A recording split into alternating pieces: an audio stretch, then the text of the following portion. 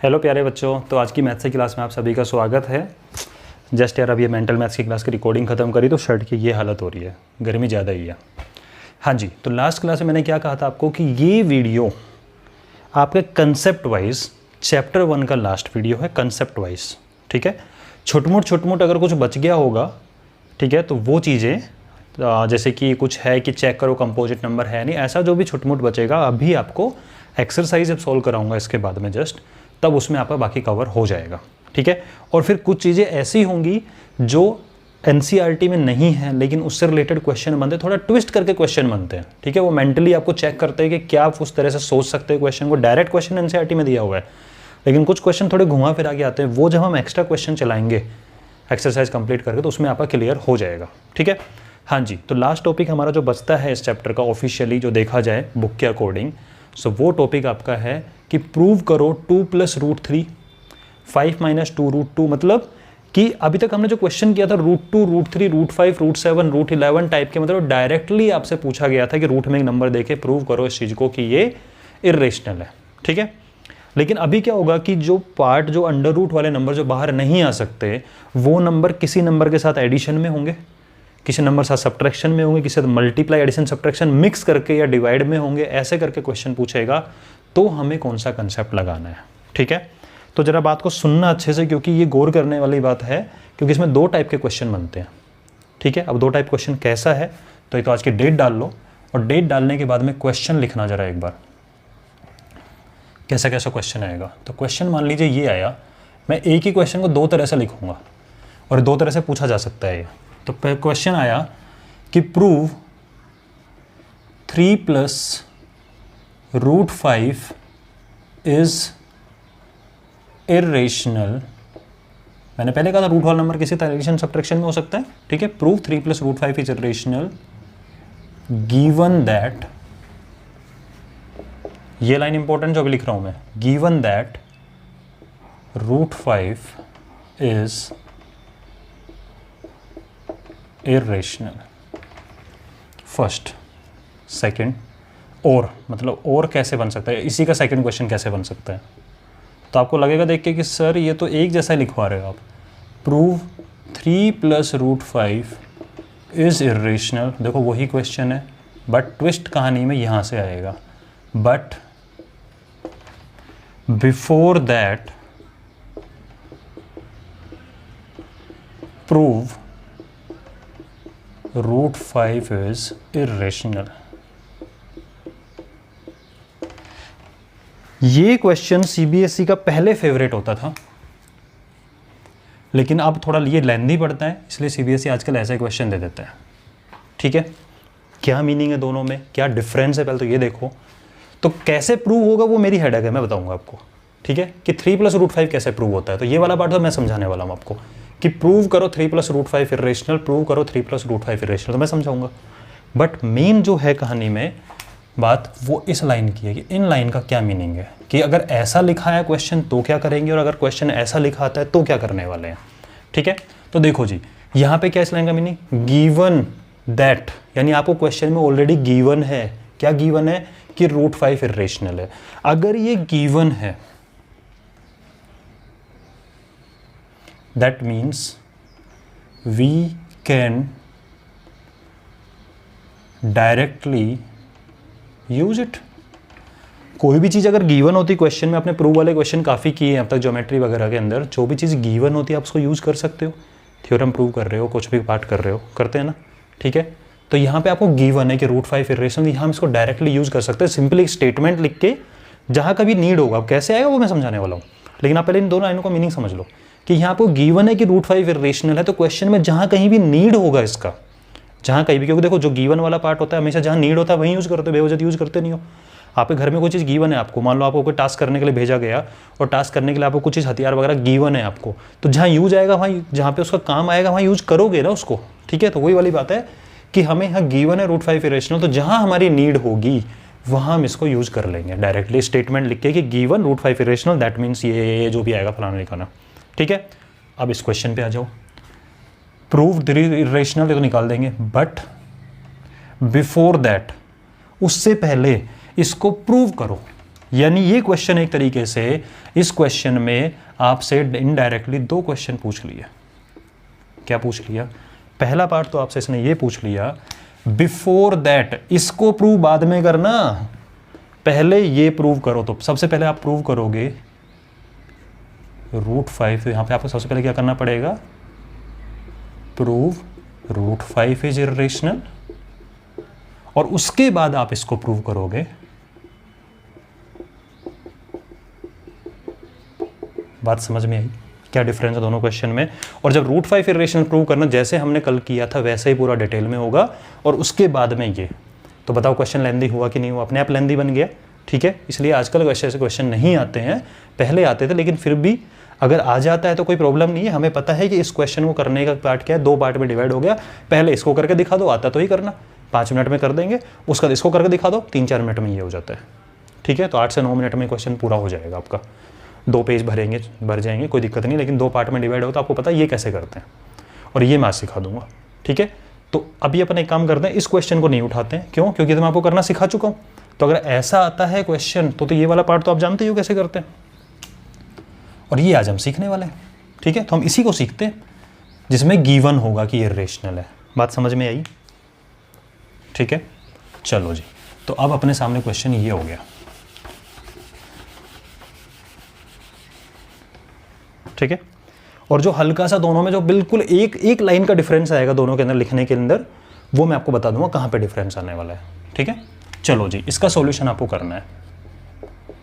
तो मुझे बताओ कि आपको इसको प्रूव करना है 3 + √5 इर्रेशनल, मतलब आपको कोई काम करने के लिए भेज दिया और वो अननोन काम है, ठीक है। कोई काम है करने के लिए भेज, तो हम पहले स्टार्ट किस चीज़ से करोगे? मुझे बताओ।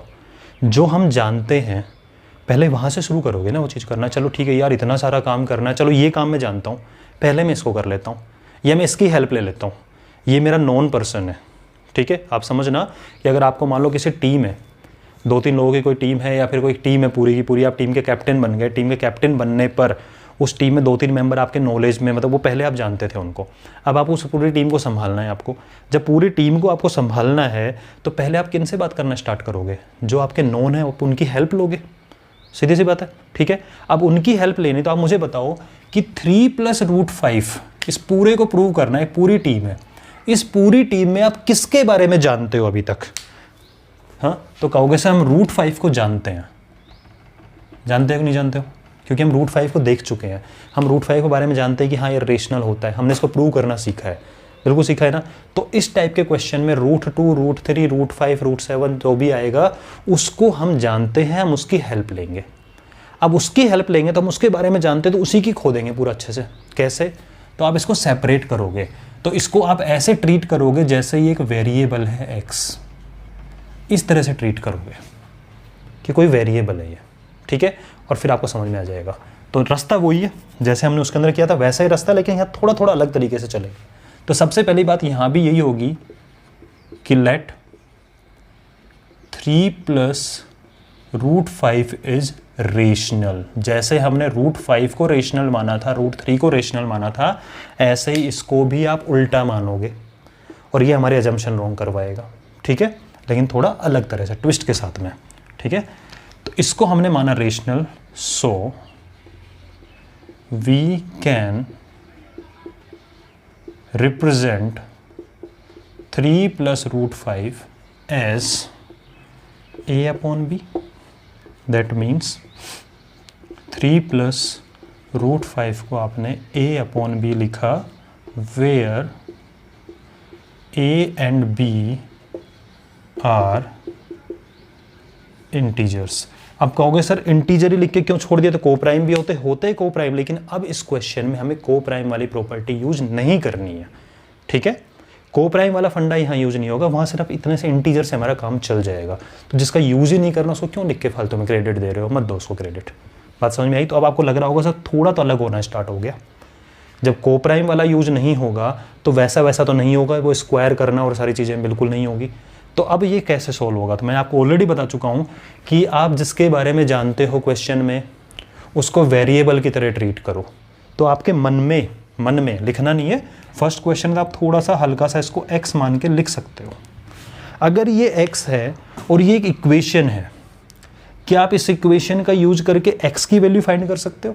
बोले कर देंगे सर, क्या दिक्कत आ रही है? अगर ये x है तो मुझे x को सेपरेट करना है, बात समझ में आई? इसको वेरिएबल अज्यूम करोगे, इनको वेरिएबल मत देखो, ठीक है? तो कहोगे सर क्या प्रॉब्लम है इसके अंदर? इसको वेरिएबल माना है √5, तो इज इक्वल टू में a/b है, और ये इसके साथ एडिशन में था प्लस का 3, तो उधर जाके सब्ट्रैक्शन में हो जाएगा। बात समझ में आई? हम जिसके बारे में जानते हैं उसको अलग कर लेंगे, जिसके बारे में जानते हैं उसको अलग करके बुलाएंगे कि भाई सुन यार, मेरे को टीम मिली है संभालने के लिए, मैं तेरे को जानता है, थोड़ी थोड़ी मेरी हेल्प है, तो उसको अलग करके बात करेंगे ना उससे। तो हम इसको अलग करके बात कर रहे हैं इसके बारे में, ठीक है? और इसको कैसे सोल्व करोगे? बोले वो तो सिंपल फंडा है यार, एलसीएम लेके सोल्व करोगे तो b और 1 का एलसीएम b आएगा, अपोन में कुछ नहीं तो 1 लगा दिया, b divide by b is 1, 1 multiply a is a, b divide by 1 is b, b multiply 3 is 3b। बोले इसका मतलब सर जी √5 का वैल्यू आ गया आपका a - 3b divide by b, निकल गई वैल्यू, ठीक है? यही आप हर बार करोगे, मतलब क्या करोगे, चाहे कुछ भी दे रखा हो, आप उस √2, √3, √5 ओनली इसकी बात कर रहा हूँ, ठीक है? इसको एक वेरिएबल अज्यूम करके, जैसे इक्वेशन सोल्व करते हो लीनियर इक्वेशन 1 वेरिएबल को उसको सेपरेट करना है, ऐसे इसको भी आपको सेपरेट करना है। सेपरेट करके बुलाया खोपचे में, भाई थोड़ा इधर आना है यार, यार टीम मिली है मेरे को, उसको कैसे बात करूँ मैं, ठीक है? तो पहले आप उसको जानो। अच्छा जी, अब मुझे बताओ, अब हमें पता है क्या ये वाली फंडा काम आएगा, ये छोटा हो जाता है, बहुत छोटा है ये। ए और बी क्या है? इंटीजर। तो मैं आपको 1-2 वैल्यू रख के दिखा रहा हूँ, बाद में आपको रख के देखना नहीं है, ठीक है? अभी फर्स्ट क्वेश्चन तो हम देखेंगे, इस चीज़ को अच्छे से समझ लेते हैं कंसेप्ट को, ठीक है? फिर हम उसको डायरेक्टली लिखना स्टार्ट करेंगे। तो ये है आपका a - 3b/b, तो आप भी एक बॉक्स बना लो, ठीक है? और उसमें ये वैल्यू लिखो। अब मुझे बताओ कि a और b इंटीजर है, तो a और b की इंटीजर कोई भी वैल्यू रख के देख सकते हैं अपन। भाई √5 इक्वल टू आपका ये है, a और b यहाँ पे इंटीजर है, मतलब -1 -2 -3 1 2 3 5 7 9 11 -14 कुछ भी हो सकता है ये। तो मैंने कुछ भी रख के देखा, मैंने यहाँ पे रखा a = 1 और b = -2, मर्जी है कुछ भी रख लेना, ये मत सोचना कि सर ने ये वैल्यू चूज करी तो कुछ स्पेशल होगी, ऐसा कुछ नहीं है। आप ये वैल्यू पुट करके देखा, तो a की जगह 1 रखा, b की जगह -2 रखा, b की जगह -2 रखा, 1 और माइनस माइनस प्लस 3 2 जा 6, तो 1 + 6 डिवाइड बाई -2, 7/-2 -7/2। क्या ये -7/2 एक रेशनल नंबर आया कि नहीं आया? बोले हाँ सर रेशनल ही होता है, तो ठीक है। यानी आपने a = 1 b = 2 रख के देखा तो आपको इसकी वैल्यू एक रेशनल मिली, ठीक है। ओके, आपका मन नहीं मान रहा होगा सर ये तो आप तुक्के लग गया इस चीज़ को, चलो रख लेते हैं। आप यहाँ पे रखो a = 2 रख लो, b = 3 रख लो, तो जो √5 = a - 3b अपन, ये बॉक्स में चल रहा है अभी आपको समझाने के लिए, बार बार नहीं लिखेंगे अपन इस चीज़ को, अपन सीधा स्टेटमेंट लिखेंगे प्रूव करने में, ये आपको समझने के लिए, टीचर को नहीं समझाना आपको। a की वैल्यू 2 रख दो, b की वैल्यू 3 रख दो, b की वैल्यू 3 रख दो, 2 - 9 मतलब -7/3। क्या एक रेशनल नंबर मिला? नहीं मिला, बिल्कुल मिला, ठीक है। हो सकता है कि आप a और b की कुछ ऐसी वैल्यू रखो, देखो b 0 मत रखना क्योंकि डिनोमिनेटर 0 नहीं होना चाहिए, ठीक है। a और b की कोई एक ऐसी वैल्यू रखो और यहाँ पे आप लिखोगे भी इंटीजर एंड b ≠ = 0 क्योंकि डिनोमिनेटर 0 नहीं हो सकता, ठीक है। आप a और b की कोई भी वैल्यू रखो, अपोन में आएगा। हो सकता है 5 आ जाए, हो सकता है 5 आओ, तो कहो सर 5 रेशनल है, बिल्कुल है, 5/1 रेशनल होता है। हो सकता है -2 आए तो -2/1 भी रेशनल है। हो सकता है 0 आ जाए रखने पर वैल्यू, ठीक है। तो उसका मतलब क्या होता है, वो भी तो क्या हो गया आपका रेशनल नंबर है कि नहीं है, ठीक है। इसका मतलब आप a और b की कोई भी वैल्यू पुट कर देना इसके अंदर। मैं फिर बोल रहा हूँ, ये आपके समझने के लिए है, सॉल्यूशन कितना होगा वो नेक्स्ट क्वेश्चन में आपको पता लग जाएगा, ठीक है। ये आपके समझने के लिए समझना है, आपको लिखना है इस चीज़ को। मतलब by putting any value of a and b, आप a और b की कोई भी वैल्यू उठा के रख दो, ऑलवेज जो आपका बन के आएगा, कुछ भी बन के आए यहाँ पे, ठीक है, ये हमेशा एक रेशनल वैल्यू देगा आपको। बात समझ में आई? 2 एग्जाम्पल से कर लिया और हमेशा आएगा, आपको जो मर्जी खेलते रहना आराम से बैठ के, ठीक है। कुछ भी वैल्यू रख के देखना, ठीक है। तो ये आपका बॉक्स में बंद हो गया। तो अब आपको यहाँ पे एक स्टेटमेंट लिखोगे, इसके बाद में क्या लिखोगे,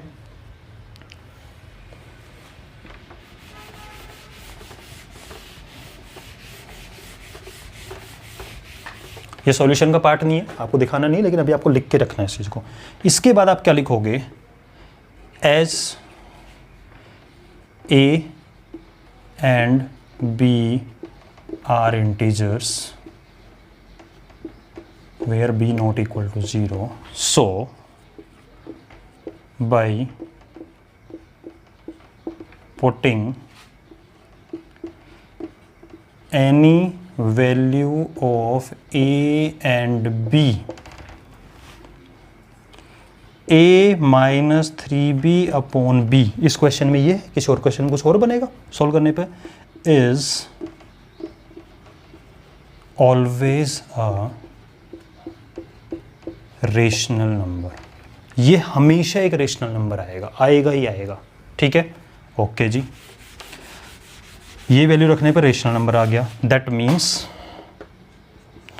क्योंकि ये तो √5 के इक्वल था, किसके इक्वल था ये, √5 के। That means √5 equal to a minus 3b upon b is equal to rational number. ये रेशनल नंबर मिला। अब इसका मतलब माथा था उनका, दैट मीन्स √5 क्या हो गया भाई, √5 की वैल्यू ये, और ये रेशनल मतलब √5 भी क्या हो गया, rational. That means √5 is rational number. ये तो गलत बात है। क्यों गलत बात है, क्योंकि हम जानते हैं कि √5 इरेशनल है। अब हम जानते हैं उस लाइन को कैसे लिखा जाएगा। मैंने आपको बोला था, मैंने दोनों क्वेश्चन में जो डिफरेंस है वो मैं आपको बताऊंगा। तो इसके बाद वाली जो लाइन है वो दोनों क्वेश्चन में अलग अलग तरह से लिखी जाएगी। तो क्या लिखा जाएगा वो सुनना। But it is given, given किसके लिए लिख रहा हूं, फर्स्ट क्वेश्चन के लिए लिख रहा हूं जिसमें गिवन था √5 irrational. But it is given कहोगे आप उससे कि आया आपका √5 कहोगे, लेकिन हमें तो दिया हुआ है कि इरेशनल है। तो but it is given √5 is irrational, ठीक है।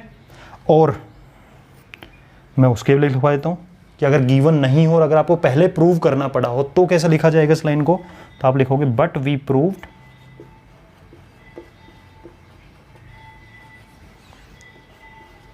√5 इज इरेशनल। बात समझ में आ गई।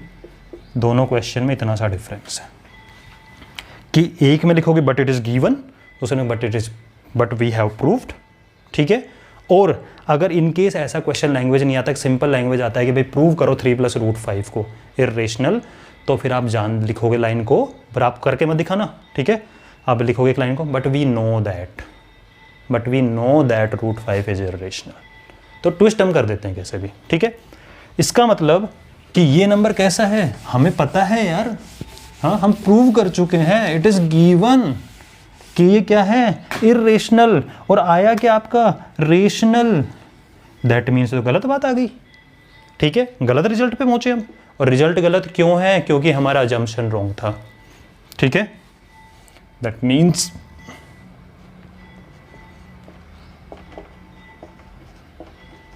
Our assumption was wrong।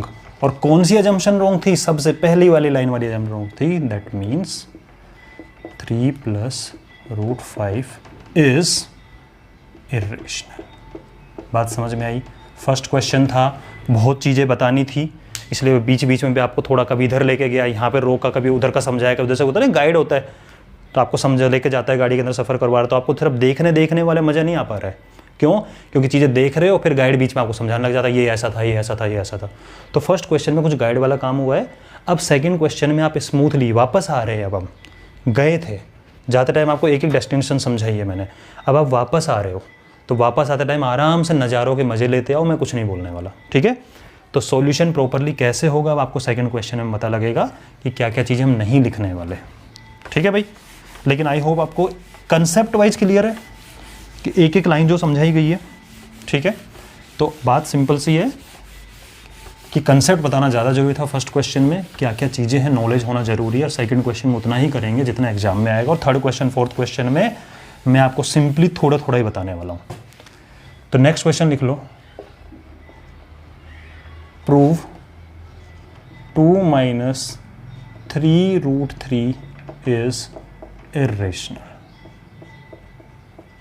और वही लाइन है क्या कि गिवन दैट कि √3 इज इर्रेशनल, वो आपको गिवन है। फिर वही वाली बात आती है कि आप इसमें से किसके बारे में जानते हो, बोले सर हम √3 के बारे में जानते हैं, तो ओनली √3 को x मान के इसको आप सोल्व करोगे। ठीक है, तो कैसे सॉल्यूशन होगा, प्रॉपर सॉल्यूशन करा रहा हूँ इस क्वेश्चन में। तो आप लिखोगे let 2 - 3 √3 is rational, so we can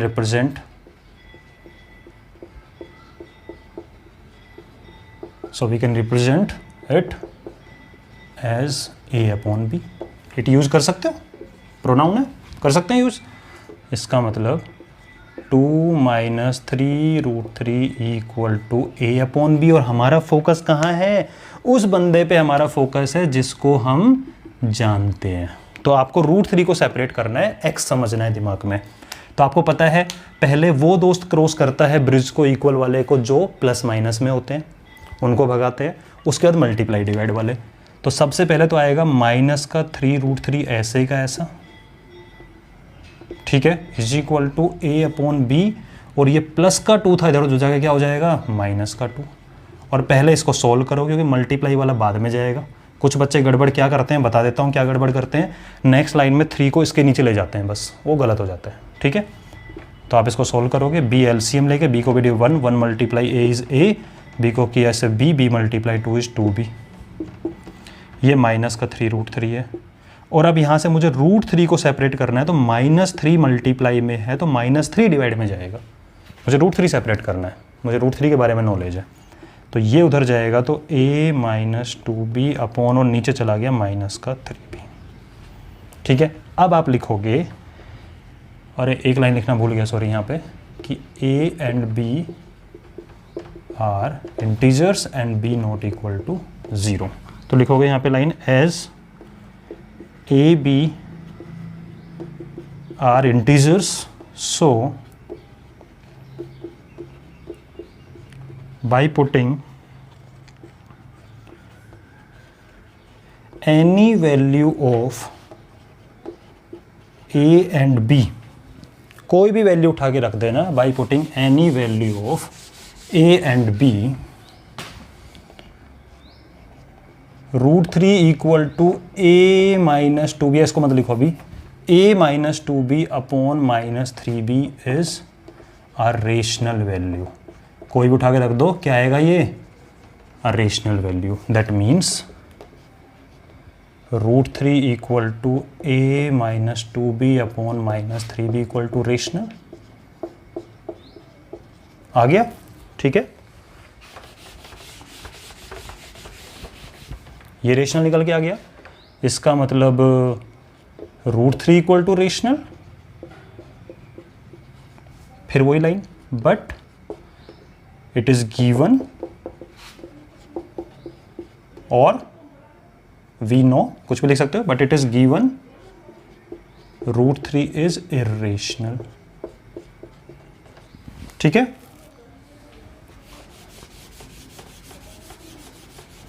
एक लाइन और ऐड कर सकते हो, so it contradict